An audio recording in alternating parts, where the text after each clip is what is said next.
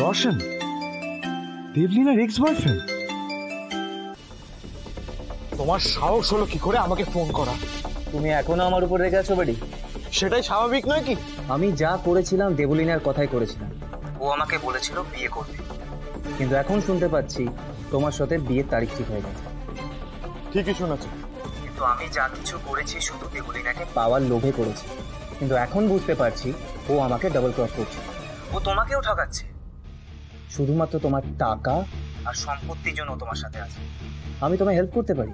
I don't trust you. আমার কাছে কিছু ছবি আছে যেগুলো আমি তোমাকে দেব, এমন কিছু ছবি যেগুলো ইন্দ্রাণী ম্যাডাম দেখলে পুরো সত্যিটা জানবে। রোশন, আমি তোমাকে একবার বিশ্বাস করে ঠকেছি, আর না। বাই। প্লিজ প্লিজ, তুমি একটা চান্স দাও আমাকে, শুধু 10 মিনিটের জন্য দেখা করো। এই 10 মিনিট তোমার জীবন বাঁচাতে পারে। আমার এখন একটা মিটিং আছে, আমি পরে দেখছি। বেশি সময় লাগবে না, তুমি জাস্ট মিটিং এর আগে দেখা করো। আমি তোমাকে লোকেশন চেঞ্জ করছি। বেশ, পাঠাও।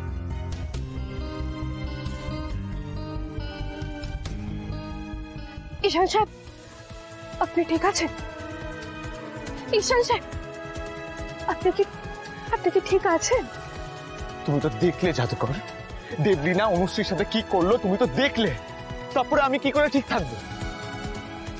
দেবলীনা আমাকে খুশি দেখতে চায় না, আর আমিও ওকে ছাড়বো না। তুমি দেখো আমি ওর সাথে কি করি। ঈশান সাহেব, আপনি কোথায় যাচ্ছেন? আপনি কি করতে চাইছেন? এইবার দেবলীনাকে চেকমেট দেওয়ার পালা।